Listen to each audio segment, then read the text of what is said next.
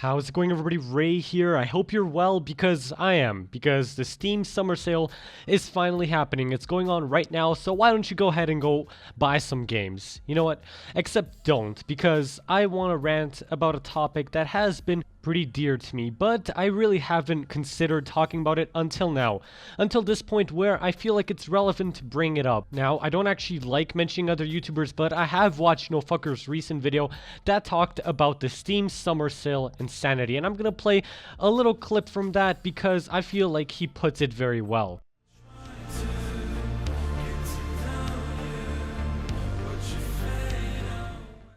And basically the idea is that you are buying games and spending a shit ton of money on something that you would never fucking play and would never give a fuck about. And this is a real fucking issue. People wasting thousands and hundreds of dollars every single day. Just, you know, this is insanity. There are people on Steam who literally just buy games in the sake only reason of buying games. So now after watching that, naturally, you're probably going to ask me, well, why are you talking about this? Well, the relevancy pretty much lies in the fact that we all have so many games in our Steam library that we probably have less than 2 hours on them, and that's because a lot of these games simply aren't as eye-catching as the trailer portrays them, or we just buy them because they're so cheap to acquire and to buy, and the Steam summer sale just makes it so much more convenient for us. But at the same time, do we actually keep playing those games, or the games that we do play, do they actually even have any replay value? And I'm just gonna talk about some games that I've bought and that are in my library currently that I pretty much either haven't touched yet or that I don't have an intent on playing simply because, hey, I bought them at the wrong time. And you may argue, yeah, they were on sale, so even if I did buy them at the right time, I guess it just didn't stick with me.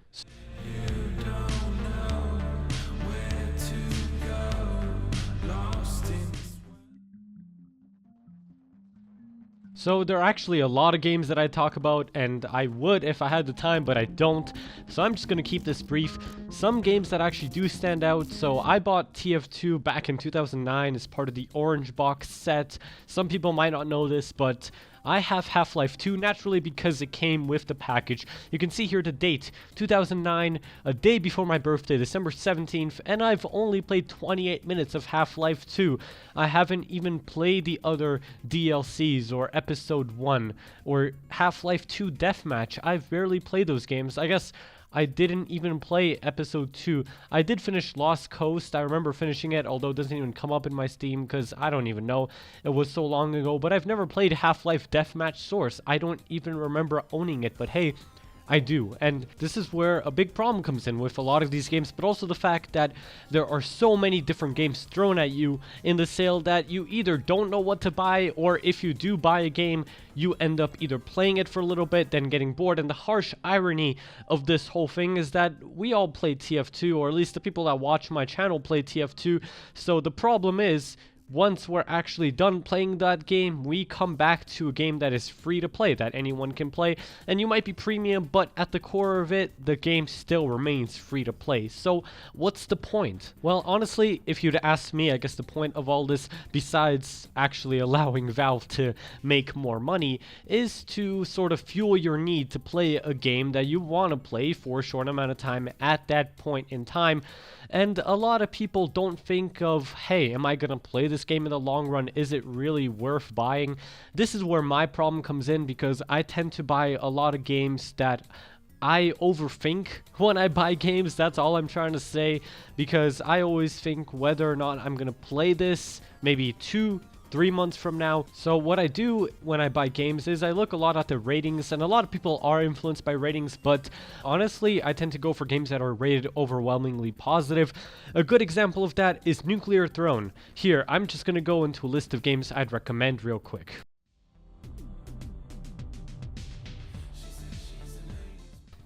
If you go into my Steam profile and you sort all my games by playtime, you'd see that the game I have the most hours on that isn't TF2 is Nuclear Throne. I currently have 156 hours on it, and you might be thinking, oh my god, what a nerd. But to be honest, I bought this game in December, and it was one of the best games I bought on Steam that I never regretted. I used to watch Stars stream it a lot and play it a lot, and I thought I'd enjoy it, and hey, I enjoy it. So I'm not going to go too much into the details of the game, but it's a good game, and I'm a huge advocate for it. So if you want to buy it, go buy it. If you have some money, don't waste it on games that you're probably only going to play once. Trust me, it's a good game, and you will probably like it. Next down the list is Rampage Knights. I actually play this with a good buddy of mine, Hero Car, and we have a ton of fun. This is more of a game that you'll probably enjoy if you have a buddy to play it with, but out of the 43 hours I do have on it, about 10 of those hours are probably just me playing single player. So don't get me wrong, it's very enjoyable even if you're playing it by yourself. Next game I'd recommend, Life is Strange. Great game, great story. It is absolutely phenomenal. I have 14 hours on it, but it's because it's a story-based game. Once you finish it, there isn't really much to do unless you want to replay it. And it does have replay value. I considered replaying it. I honestly just was too lazy to play it again because you know the outcome, so once you play it once, it's kind of done. Yes, it has a bit more replay value, but that's honestly just up to you. Life is Strange, great game if you're looking for a story-based game and a decision-based game. Next two games I'd recommend are Path of Exile and Styx, Master of Shadows. Path of Exile is a game I played back in October, and then I kind of just stopped. It's more of a game that you play once for you kind of just binge play it and then you stop. I'm not gonna say a lot about what the game is, but it's a free game, and if you like stuff like Diablo, then you might enjoy Path of Exile. Styx, Master of Shadows is a story-based game. Once again, great game. I'm just gonna recommend it, but you can go and check the Steam store for ratings for it and reviews for it and decide if it's something you'd want to play. Once again, a story-based game, but it is a pretty good one. I guess the last two games on the list here are Enter the Gungeon, which is a lot like Nuclear Throne, which is a reason why I bought it. I only have about 10 hours on it, but it's fun. I do kind of want to get back into it, so it's good for that. If you're a fan of Nuclear Throne, I would recommend Enter the Gungeon, but it's a little bit less captivating than Nuclear Throne, or maybe that's just me. That's sort of my perspective on it. And the last game down the list here is Binding of Isaac Rebirth, as well as the original. They are both great games. I recently bought the DLC for Rebirth, which was $8 Canadian. It was a bit expensive, but it's a DLC I wanted for a long time, and I'm happy I bought it. Now, I'm going to finish ranting about games that are interesting to me and that I liked playing, and I'm going to talk a little bit about the Steam Summer Sale as a whole, and sort of give the conclusion and my verdict on it.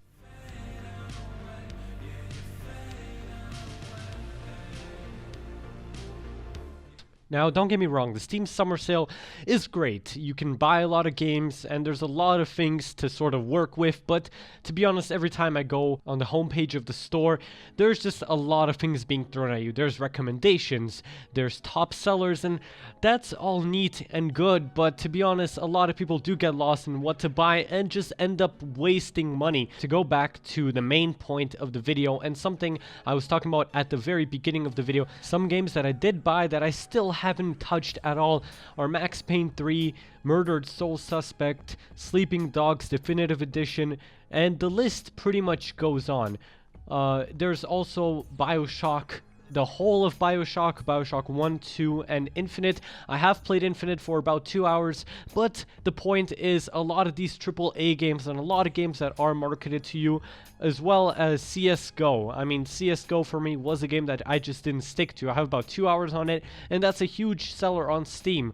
Point is, don't get addicted to buying games. And think about when you're buying games, there's also a great option to refund games, which I am again a huge advocate for if you have less than 2 hours of playtime for them, and it's under 2 weeks. That's basically where you can just go ahead and refund them, and Steam will give you back your money, which is great. There are countless games that are refunded that I just didn't enjoy, and hey, you know what? Just buy games responsibly. I hope this video has helped you, and I hope it gave you a gist of what games are in my library, what games I'd recommend, and what games I really hope you don't waste your money on. And if you do, hey, don't worry about it. Just refund them, and it'll all be good. So Once again, thank you guys so much for watching. I hope you've enjoyed this video. This wasn't usually what I would make, and this wasn't a video I had planned, but I felt as if I needed to rant on this topic. So, as always, peace out, and stay tuned for more. I wouldn't have got the lettuce if I knew it wouldn't fit. Wouldn't have got the cheese if I knew it wouldn't fit. Wouldn't have got the peppers if I knew they wouldn't fit. I wouldn't have got half of it. Like, I'm okay with small mistakes. If you got no more chicken, I'll take pork. But I'll blow my dad before I eat a burrito with a fork. Wouldn't have got the lettuce if I knew it wouldn't fit. Wouldn't have got the cheese if I knew